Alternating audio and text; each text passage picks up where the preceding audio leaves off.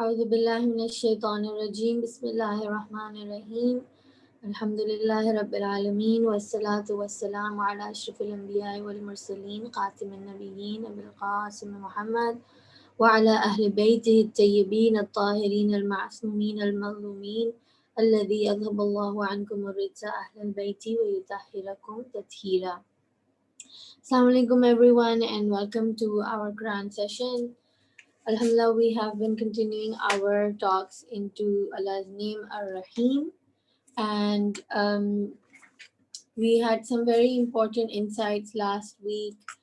Um, in fact, I feel that these sessions become such learning moments for me as well. So we were talking about Allah's name Ar-Rahim, and then we moved on to the chapter in the book where we were talking about Bismillah ar-Rahman ar-Rahim. And so both Allah's names, Rahman and Rahim, came into our discussion. And today I want to discuss a few things that came to me as insights into our journey, especially in this pandemic, with the holiday season, with things slowing down again, with this lockdowns happening again. So there is this need to reevaluate the way the world is moving. And I remember I was sitting with a teacher, and the weather was really hot, and so extreme weathers upset us, and the weather was really really hot, and she said, and I think I said that, oh my god, the weather is so horrible and it's so upsetting. And she said, but it is also from Allah, it's also from in His will.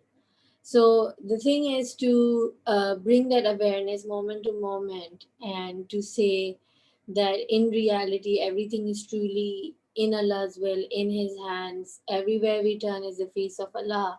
So is there any place for complaint? Is there any place for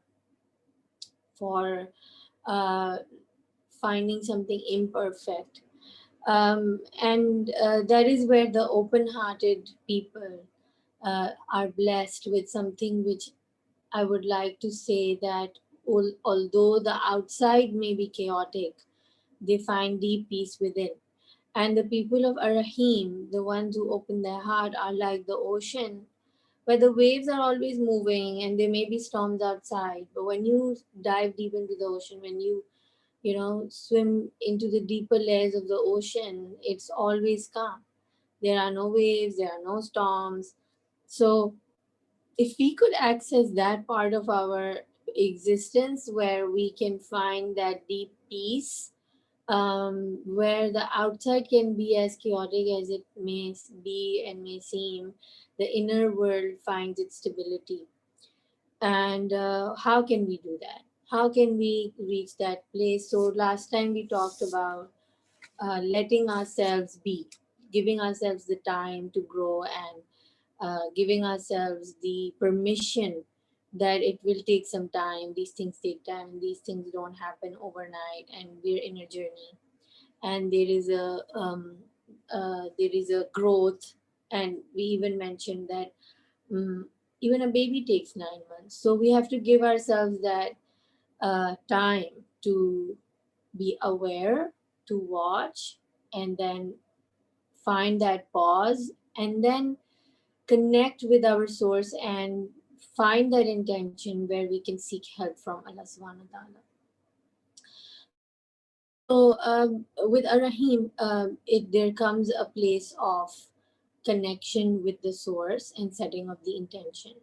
Now, when it comes to intentions, there is something very important that I discovered, which is that in our life and in our situations, a lot of times we are scared and we are fearful, which means where there is fear, there is there is a lacking of faith, right?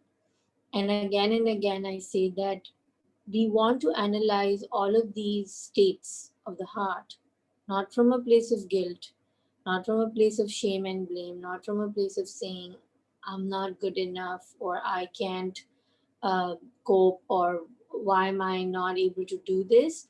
But coming from a place of saying, great, now I know where I need to work. Okay, because we're all work in progress. So now saying, okay, coming with a place of from a place of curiosity, coming from a place of awareness, and saying, I'm grateful for this knowledge, I'm grateful for this awareness, that now I need to open up to this new learning. And then constantly returning to Allah subhanahu wa ta'ala's strength and power, and then clarifying our intention that no matter what I do, I want to get close to Allah subhanahu wa ta'ala. I want to find godliness in me, because godliness is what takes me to God. And therefore, when there is fear in a situation and we're trying to set the intention, um, we can very easily experience doubt. Okay. Now, when we have not done the inner work and we land ourselves in a situation where we may react um, hastily, there are chances of regret later, right? Something catches us by surprise, something our child was doing, something someone said, an unexpected turn of events at work. It it catches us, and sometimes we're thrown off and we react in ways that we wouldn't have wanted to. And a lot of times that leads to our own perception of ourselves as unreliable. Okay, so because I was not able to react with wisdom and pause in a certain situation, I will tell myself that I'm unreliable for difficult situations. I won't be able to deal with it. I can't handle it. I will make a mess. And those moments start to create our self opinion. And we need to go back and we need to bring that love and support for ourselves and say that I am Khalifatullah, I am the representative of the Almighty and the Divine and the God who is beautiful. And I do have the capacity to learn from this situation, but I will not put myself down and not do the necessary in a in a coming situation, or a situation now that I realize I need to deal with, simply because I do not trust myself. Okay, let me elaborate. So we don't trust ourselves at times because of our lack of self trust, and that can lead to two situations. Okay, one mindset would be that life is out of my control, and the things that are happening in this life, they will end up the way they will end up, and I can't control it. So that's one feeling of lack of control, because I'm not good enough, or I don't have things in my hands and things like that. For example, I don't want to meet certain friends, or I don't want to meet certain relatives because they trigger me and I don't know how I will react. So I'd rather not go into this situation. So there's this feeling of saying, I can't, I don't have control over myself. The other is where we feel that the situation will flow out of my hands automatically and I won't be able to control it. Now, I want to remind ourselves of Imam Ali saying, where he's saying, be aware of your thoughts, because your thoughts will create your behavior, and be aware of your behavior because your behavior will lead to your character, and be aware of your character because your character will lead to your destiny. So that means we have been given the formula of controlling our destiny, and we have been given the formula of controlling our behavior. And what that does, sitting with ourselves and reflecting over our own selves in this direction, in this way, what it does is that it brings clarity in our minds. And when we have the clarity, about who we are, what is our intention, where do we want to go, then when situations present themselves, we can be on the road to our destination with the right kind of behavior, which will lead to the right kind of destiny because now our intentions are in the right place.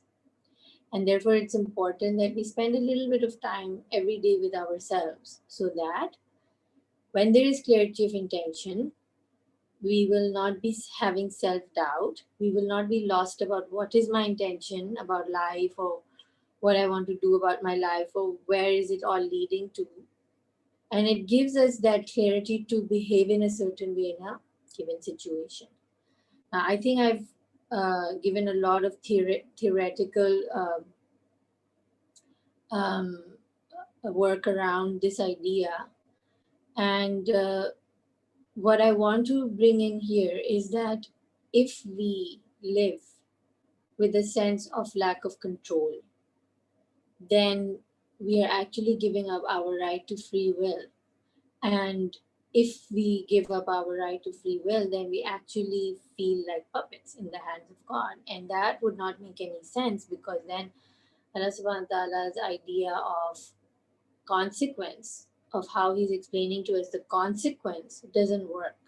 Because then we're saying nothing is in my hands, situations lead to where they lead to, I have no control, and then who has the control? So we're just gonna say that Allah subhanahu wa ta'ala is doing everything and everything's just happening, and I don't have control over my life, and I don't have control over um, the way things work out, and that would just make no sense. And that's why a lot of people are not able to make sense of God, because they feel they don't have any control. So, what is this inner work that I'm talking about? The inner work that I'm talking about again comes back to the same thing, where we bring awareness to our intention. And our intention, again and again, we practice it with all of our daily prayers and everything. Our intention is qurbatan ilallah. Our intention is getting close to Allah subhanahu wa ta'ala. So, if our intention has been aligned and I am in a situation where someone is going to press my buttons and push me to my limits and bring triggers, and my intention is not to prove them wrong, my intention is not to prove myself right, my intention is to be godly and come closer to God, then I will find the awareness to behave in a godly manner, which will take me closer to God. And that's not easy, to be godly in all situations when we're triggered. But with practice, but with inner work, but with reflection and love, we slowly move in that direction. And what that does is that little by little, drop by drop, we create a change in ourselves. And that is why, the Imams and the Prophets have always told us that when you go to sleep, before you go to sleep, you do tazkiyah nafs. You do like an overall, um, you know, you sit down and you audit your day. You go through your day and you see what you did, where you went wrong, and how you behaved, and whatever you did, have an idea of who you were being the whole day. Sometimes we spend the whole day in a state of slumber, and it's only when we give ourselves the time of reflection we realize, wait a second, my whole day went like this. I was worried the whole day, or I had something on my life, on my mind the whole time. So having this time to ourselves brings clarity of who we are, and knowing who we are brings us the awareness of how we want to behave. And that kind of clarity helps us with our moment to moment actions. Now, there is another book that I am referring to, where I want to read a little bit about Rahim. Over here it says that whereas Ar-Rahman makes us think of the sun, Ar-Rahim is more like the moon. The light of the sun fills the whole world during the day. We don't have to look for it, it's everywhere. Just like the love of Ar-Rahman. If we want to see the moonlight, though, we have to wake up and turn our faces towards the moon in the night sky. And this is exactly what I was saying, that the the mercy of Ar-Rahim comes to us with a sense of awareness, with a sense of wakefulness, with a sense of reflection into our night, into our um, slumber, into our mindlessness, and it is very normal to fall into a mindless state constantly, which is our journey. Likewise, those who turn to God to escape the darkness of pride receive a special love from Ar-Rahim. So Ar-Rahim is constantly for us the moment of special mercy, and that special mercy comes with mindfulness and setting of the intention. And what that then does is gives us a lot of empowerment. Gives us a lot of sense of self certainty. And if I can do this, what it will give me is that I will be in a state of mindfulness when I'm in front of people who will trigger me, in situations that will trigger me, in situations which are constricting for me on the outside. I also wanted to touch today on abundance and money. Money is a very taboo topic for us because our religious and spiritual upbringing always moves in the direction of saying that money is evil, and um, seeking money is a greedy act or things like that. So what I feel that we need to understand when we're talking about Ar-Rahman and Ar-Rahim, about his mercy, is that money again is also energy. Okay, because everything is energy, and we've been talking about energy. So we have established that thoughts are energy, physical body is actually energy, everything is vibrating at a certain frequency. We've also seen healing work that is done through energy healers. So what is this money? And now the reason it's so important to talk about money is because we all know that the whole world is going through this tumultuous time where money situations have changed for a lot of people. Money is one of the biggest reason for divorce between couples, the biggest point of contention. And so how can we ignore this idea about money and abundance? Because it starts to affect our daily lives. And I recently attended a workshop, and the teacher gave us two analogies about money. And he said, well, when you take a breath in, you see, we now I want to connect it to Nafsa Rahma, because Allah subhanahu wa ta'ala is talking about himself and connects it to his mercy, right? So Nafsa Rahma is also something that Ibn Arabi connects to the breath. His work in Islamic art and geometry by Professor Keith Kitchlow actually connects the breath of God as expansion and contraction.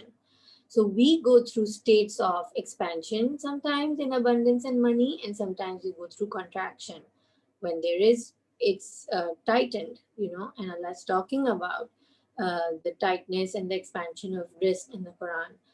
And if we take the example of the breath, then we see that we take in breath and then we exhale. So we're inhaling and we're exhaling. And what this coach who was telling us about money EQ said, that money is like your breath. When you breathe in, can you hold on to it for very long? And if you think of money as breath, then imagine taking in the money but then holding on to it. What's going to happen? It doesn't work with the system of the universe for you to just take in all the money and just hold on to it. You have to exhale, you have to let go, you have to spend, you have to donate, you have to do your charities. And then imagine what happens once you've exhaled. Immediately, as an auto response, you breathe in. So that's how abundance works. There is ample and plenty in the universe. God is saying that He is the God of abundance. He is the God of unlimited treasures. He's talking about how His treasures have no end and no one can diminish it. And I've also mentioned earlier that Dr. Wayne Dyer talks about the river of abundance and how the river of abundance is flowing in front of us, but we are not able to take from it. Our cups are so small that we're not able to take the abundance from there. So, what is it that we need to do? We need to understand that we have plenty around us, it is available to us, and all I need to do is expand my cup.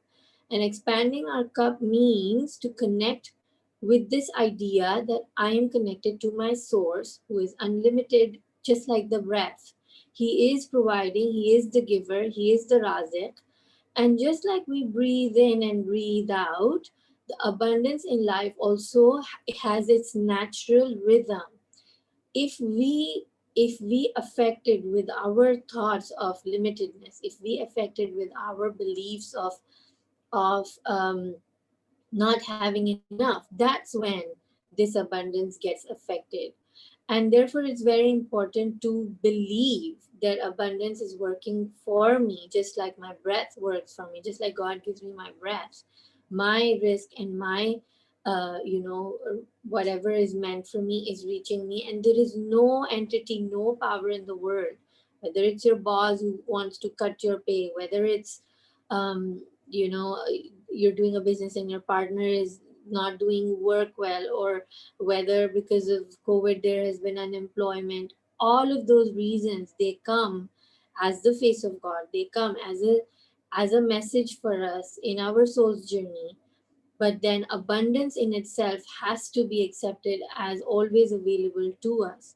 And remember, we were just talking about our thoughts, and we were talking about how if we understand the power of our thoughts, then we control our destiny. So the idea is to not work in life from life outside affecting my inner world and saying, well, because the world is working in a certain way, now I'm in a state of poverty, or I'm in a state of diminished wealth. But to say no, it is going to be my thoughts that are going to dictate my destiny and belief. And people who talk about abundance and money, they tell us, look around you and you will see examples of people.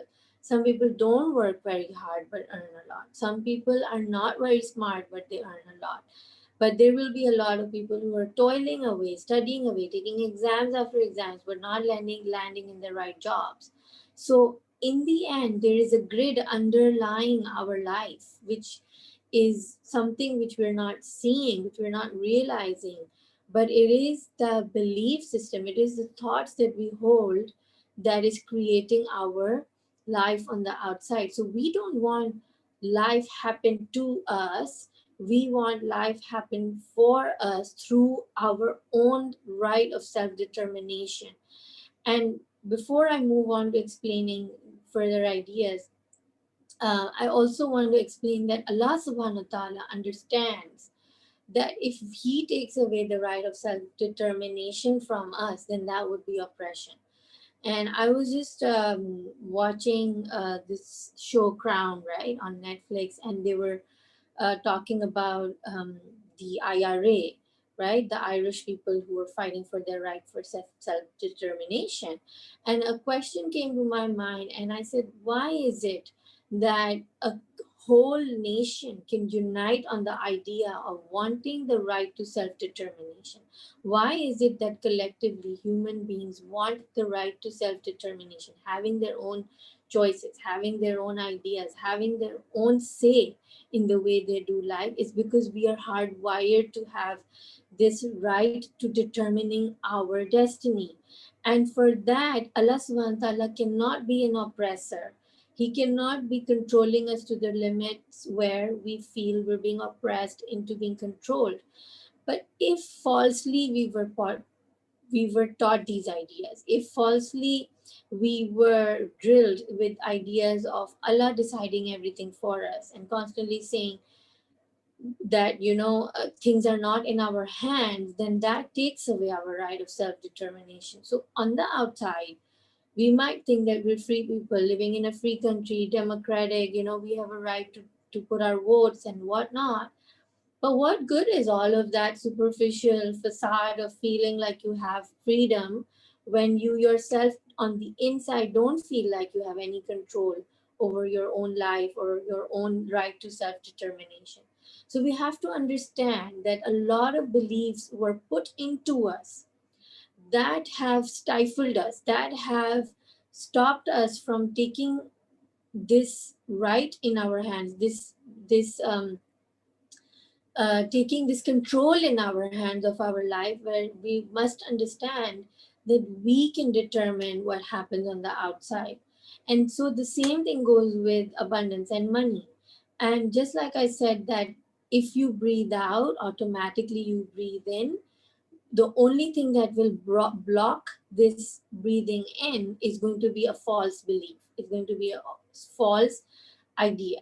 So there is this book by um, I will send the name on the group, but the name of the book is inappropriate, so I'm just not gonna say it. He writes in his book that he says that usually we are told that with great power comes great responsibility, right? But he says that no, I believe that it's the other way around. With great responsibility comes great power. And what he gives is that he gives this example of a man who's really short, and he says that this man he met, he was short in height, and all the time he felt that being short was his biggest hindrance in finding a life partner. And so he kept dismissing good partners. He kept dismissing good chances of having a good partner in his life because he would assume that his person who was he was with was dismissive of him or not accepting of him or not loving of him simply because he was short. So he would go on complaining and saying, oh, women don't appreciate short men, women think short men are not this or that or whatever. And he would literally um, himself let go of the good that was coming in his life. So, the idea that he was explaining is that if you take responsibility of your life and you change your belief system, and if you can come to, if that man would come to a place of saying, no, well, women appreciate good men. Women appreciate men who are, gentle, who are kind, who are well mannered, who are responsible. Then his focus would move away from that one flaw that became his block in achieving and receiving the good that was already coming his way. So if he took responsibility of his own belief system, if he took responsibility of who he was and focused on that, then that is what would be reflective of in his life. That is what would he would reflect in his life. And imagine if someone is about all physicality, then they will be stuck in the physical, right? But if he had moved his focus to his own good qualities, then the friends and the people he would attract in his life would also be people who are more concerned about the inner good qualities. So the idea is that when we say with great power comes great responsibility, we are saying that a power will be given to me from the outside and then I will start acting responsible. So that's like saying I don't have the control over my destiny and I'm going to sit and wait for someone to come and empower me. But if I take the responsibility of my life, of my beliefs, of my thoughts, then that is taking life into the journey of Tawheed. That is saying, no, it's just me and God, and Allah is empowering me, and I already have the power within me. I already have the power within me to create my belief systems of which are reliant, which rely on goodness, which rely on faith, which rely on abundance. And once I take that responsibility, I'm already taking the decision of empowering myself. And what will happen once you are empowered? once you take responsibility, automatically you will feel the power. And so the idea becomes that no, with great responsibility, automatically you attract power into your life, of determining your destiny, of moving where you want to take your life, whether it's your physical health, whether it's your education, whether it's your career or family. In moments of doubt, in moments where we feel like I cannot do this, I don't have the capacity, if we can return to Allah subhanahu wa ta'ala and say, yes, I am powerless, I am weak, I am in doubt, and right now I am coming to my source. Right now I am coming and connecting with the source of all abundance, of all certainty, of all truth and haq, and I'm going to rely on you working through me. So, do you see, with Him we are everything, and without Him we are nothing. And if in every moment we can connect to Him and say, God, I'm with you, God, I'm holding on to you, I am nothing without you, but in this moment I'm empowered because I'm connecting myself to you. And I choose. So, this is something that I really, really wanted to share with you. The power and the empowerment comes when we feel the freedom of self determination, right? We just said that nations will fight against oppression and say we want the right of self determination. This right of self determination, how do we understand this right of self determination for someone like Nelson Mandela that we saw last week? And the way we see that is that, again, realizing that I always have the power to choose how I behave. I always have the power to choose who I want to be in this moment. Not like saying I want to be a doctor or a lawyer or whatever. That is all doing. Okay. So that is the doing part of the human being. That is saying, oh, I want to do cooking so I can be a chef. That is all the doing part. That is all the physical part. But the power, which is the greatest power, which connects us to the source, which aligns our intention, brings clarity and power into our lives, is the choice to be who we want to be. Will I be merciful? Will I be caring? Will I be giving? Will I be generous? Will I be wise? Will I be, all of that being? The being part of our existence is always, always, always in our hands. It is part of our free will, which is the biggest power of our free will. And being who I want to be in a moment of whether someone's treating me harshly, whether someone is constricting me, whether somebody is being unfair, whatever it may be, I always have the freedom to be who I want to be. And that is a choice that will empower us again and again in our situations. So, now again, coming back to money and abundance, second thing that this teacher said was that what about people who lose all their money suddenly, right?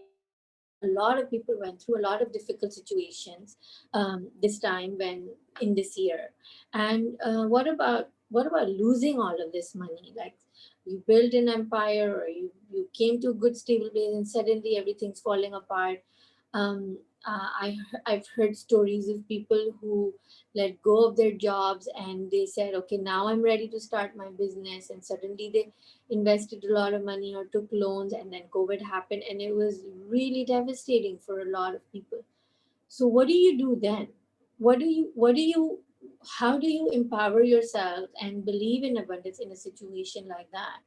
So this teacher, his name is Ken Honda, and he said that it's like, well, he said that it's like a diarrhea. Okay, the body cannot just keep eating all the time. It needs that moment of releasing the toxic, whatever was overdone, whatever needed to let go.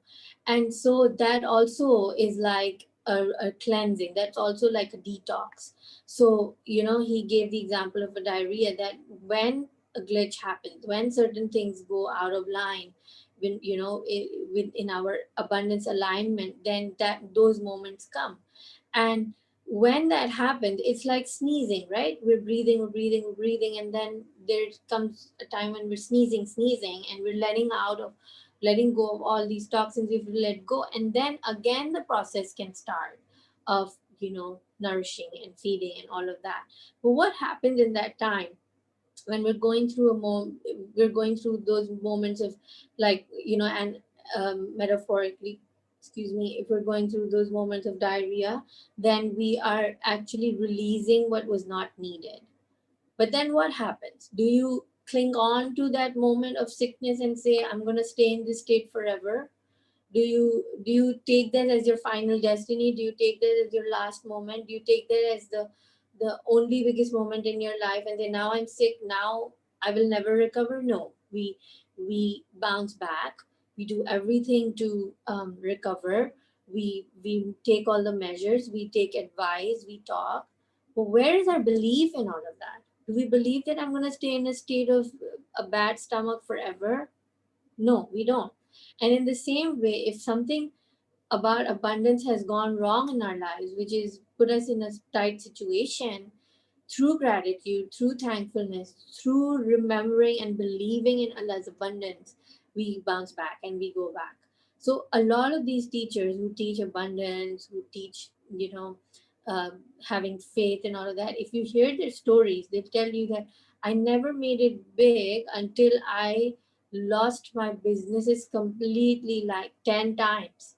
Like they'd set up a business and lose, set up a business and lose, set up a business and lose, until 10th or the 15th time really, blasted off and they did really well in work, is because they never gave up on their God. They never gave up in their faith in abundance. They never gave up in the idea where, if this is done for me and that's it. And I want to use this analogy to explain something to us in our everyday life. In our everyday life, when we go through traumatic situations where on the outside things look difficult, people hurt us, people betray us, situations betray us, and we go through a difficult time, those moments are like formations of layers on our energetic existence. Okay? What do I mean by that? um, we are humans who like to stay away from pain, and we don't like to be hurt. Of course, we don't like to be hurt. So, pain and hurt create a resistance within us from going back into difficult situations. So, what we do is that we create a cover, an armor, like a shield. And anything even remotely close to that experience will trigger us and tell us to go back into our shells. And then we don't find the faith to go back into difficult situations which are even remotely close to something that has previously hurt us. Agree? Now, this kind of resistance to pain and hurt creates a block, it creates a shield, it creates a layer on us. And we as human beings function like onions. Okay, so an onion will have layers and layers and layers and layers. And we, over time in our life, from childhood till the time we become adults, and even further than that, if we don't awaken, uh, and if you don't awaken to the idea that everything is from God, everything is good, hurtful situations are here to teach me, they are a nema, they're a gift, can I see what it's here to teach me, all of that, if we don't awaken, then these situations will continue to create these blocks and layers on our energetic existence. And what that does is that it creates a faulty belief. So for example, if once we lost the money and we did work with, for example we did work with an Indian partner and the business went down the drain, now we will create a belief in our mind, never work with Indians because they'll cause a loss in your life. So we will run away from that situation, and or an opportunity that may present itself to us in future, which was coming through an Indian company, right? So now my belief has been developed because of one bad experience, which became a part of my existence, and now it's formed a layer of fear on my energy and my belief. And so next time when an opportunity will come in this way, I will put fear over faith. I will not say all human beings are different. I should not be discriminating according to ethnicity or race or whatever. all of that, and I will not go into that meeting with faith. The other thing we could do, which we do a lot, is that on the outside we will say, you know what, I will, this is an opportunity coming again from an Indian person, I will go. Sorry, I really don't mean to disrespect any Indian person here. This is just a very hypothetical example. It can be Hispanic or anyone. I'm just saying that this is how human beings work. We go work with ethnicities and races because we have biases, we have prejudices, and the only reason to bring this up is so that we break out of it. All right. So that is my intention, and I apologize if it's disrespectful to anyone. But the idea is that once we've been betrayed, for example, we might walk into another deal and we might get betrayed again. And why did that happen? Did I not walk in with fear? But the idea is that because we have not awoken ourselves, we have not become aware of this trauma within me, and subconsciously I hold a bias, and subconsciously I hold a belief that working with a certain group of people will only bring me misfortune. On the conscious level, I may be doing a deal with somebody, but on the subconscious level, I have a belief. And that belief on the inside has sown its seed, and it will constantly work in a way that the universe will show to me, look, you believe that working with certain group of people will bring you misfortune. So the universe will reflect that to me. So that is why these moments of reflection with ourselves and sitting down with ourselves gives us the opportunity to go within ourselves and say, what are my beliefs? Do I really believe in this? I may be believing in one thing and I may be doing another thing. And the reason I bring this up is because we do that with everything. We do that with our health situations. We do that with our life situations where we form beliefs on a subconscious level due to a previous experience. And then that previous experience becomes the pilot seat of my life. And what I have, what I have seen is that, for example, if as a coach I challenge you and I say, look, let's go against the belief you hold, and let's walk right into this situation with faith and not fear, and conquer this. And you might turn around and say, look, I know it already, I know it's not going to work out, I already know this is, I'm getting a bad feeling about this. What we're doing is that we're already letting something which is not godly, which doesn't fit the box of godliness, we're already letting something like that, a wrong belief, dictate my life. And so we'll see that. And so a lot of people will turn around and say, see, I told you that this is going to be bad. I told you we shouldn't have done it. It's because we walked right into it with our own belief system. So two places in Quran I want to remind ourselves where Allah subhanahu wa ta'ala is reminding us not to do life like this. One is where Allah subhanahu wa ta'ala is saying that we get only what we strive for. Okay? And we usually take that ayat of the Quran in the sense that, if you work hard, you'll get what you want. So whatever you work for, you get. But the other way of looking at it is saying that whatever you are going to decide, that is what you're going to get. The other person has no say in determining your destiny. The world outside doesn't have any say in determining where you land up or where you end up. You are the one who is deciding. So whatever you will ask for, you will get that. Nothing else in the equation. It's so cause and effect. It's so part of the law of karma. It's so part of the law of attraction in our life that whatever you are, whatever you strive for, whatever beliefs you hold, you will only see that.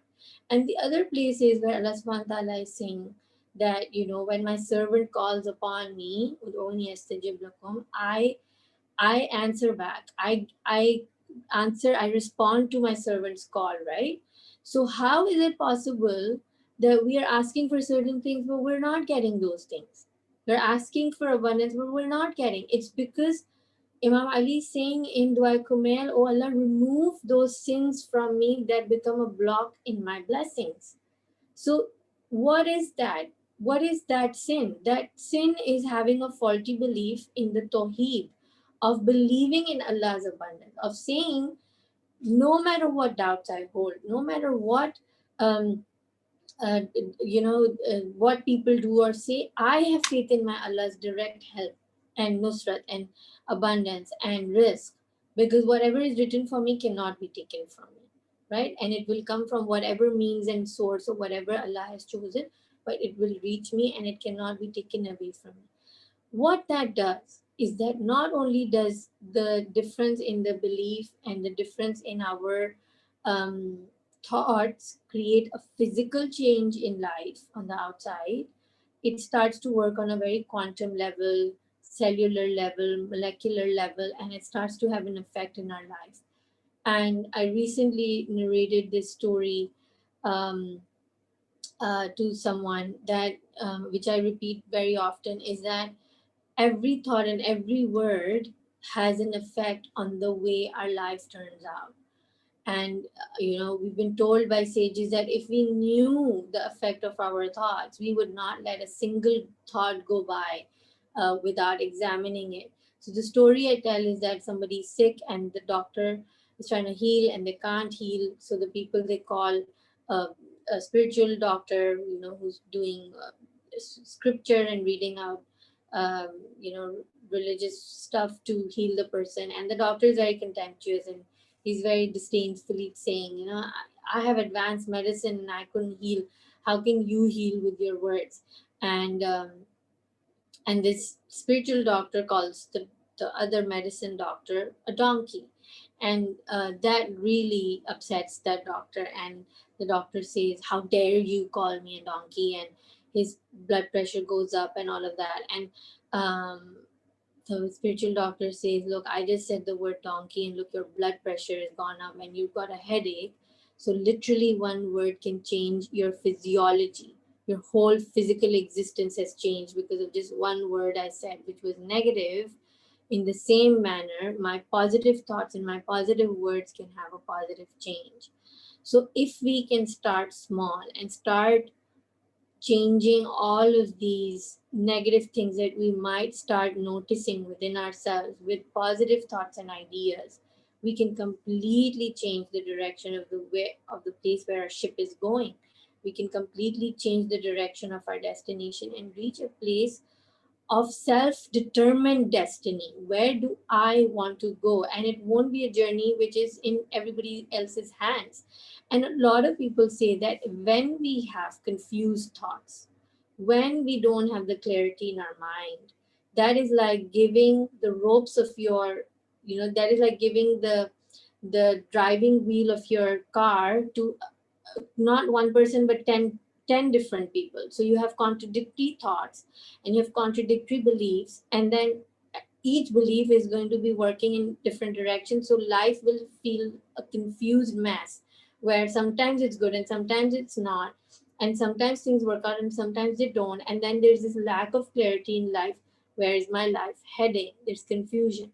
So so wanting to put everything together and to assimilate and to you know bring your life into a unidirection, going into unity, going into Tawheed. It says, it's me, it's my life. I'm doing my life in a godly way, through God, in God, with God, to God. And that brings that, full speed ahead movement in one's life and destiny and soul journey, where our thoughts, our beliefs can then start to determine where we go. And so this example of money in abundance then goes into everything, because our scholars tell us that this abundance, this kausar mentioned in the Quran, is about the physical food, the physical abundance, the physical wealth, but also about inner wealth of knowledge, of wisdom, of clarity, of determination. All of these godly characters, the abundance of all of that goodness is available. It's flowing to us, and all we need to do is say, I am worthy. I'm worthy. I am Khalifatullah. I am a representative of God. I can do this. My God loves me so much. I'm so special that for me, these roads are open. They're available. Whatever age you are, whatever profession you're in, whatever your family situation is, whatever the difficulty, when you look at where you need to be and you tie yourself to Allah subhanahu wa ta'ala, remove all of these ideas and blockages and beliefs that say, but I can't do this because of this, but I can't do because of that. Understand that for Allah, it's easy. Allah is saying it in the Quran. It is easy for me. Then Allah is saying, those who trust in Allah, Allah will make a way for them from where they cannot even imagine. Right? So bypass all of these. It is these it is these situations that are the whales. Can we just in our mind for 1 second close our eyes and say, there are whales, whales, whales, whales, whales in front of me, and then there's a light beyond that whale, and I'm just going to bypass all these whales in my vision. In my vision, I'm going to understand all these obstacles, no matter what they are obstacles that are illusions, and I'm going to completely dismiss them as blocks in me reaching my destination to Allah subhanahu wa ta'ala of abundance, of beauty, of goodness, of godliness. So no matter how difficult your family members are, I can be a good person in face of them. That is my risk that I want. That is the abundance of goodness I want in my heart. That is the expansion I want in my heart. No matter how difficult your colleagues are at work, no matter how difficult Zoom meetings are, no matter how difficult the world is looking right now, these are just whales.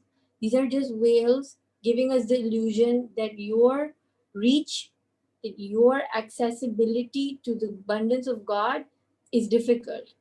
And that is exactly the test of faith that we want to exercise right now. It's like that dumbbell in the gym.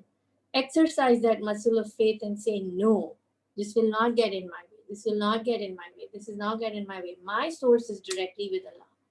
My source is directly with the abundance of God. So, Alhamdulillah, I will now uh, conclude the talk. Before I end, I want to share something that I learned this week, which was really beautiful. Um, I'm debating whether it will take me into another debate discussion.